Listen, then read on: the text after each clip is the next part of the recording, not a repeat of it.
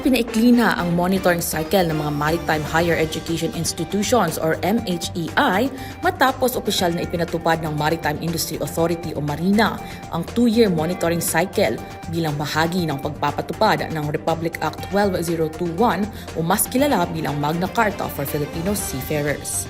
Ayon kay Marina STCWO Executive Director Samuel Batalla, mananatili muna ang mga umiiral na direktiba habang isinasagawa ang transisyon ng ilang partikular na tungkulin mula sa Commission on Higher Education or CHED patungo sa Marina.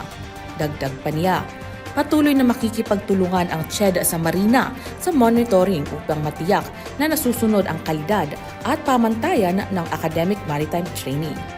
Sa kasalukuyan, sinimulan na ng Marina ang monitoring sa humigit kumulang 83 MHEI at 50 assessment centers sa buong bansa.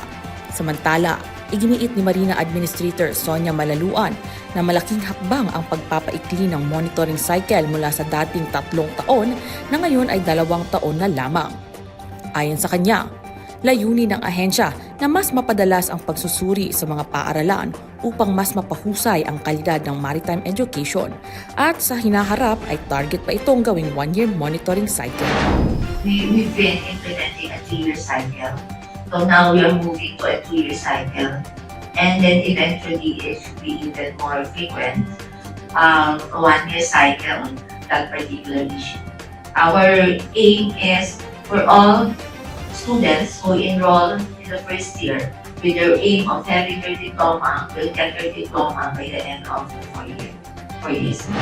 Patuloy pa rin ang pakikipagkolaborasyon ng Marina sa CHED tungo sa mas maayos na monitoring system sa mga MHE sa bansa. Ito si Ardeline Hestre, nag-uulat para sa Marina DGTV News on Deck.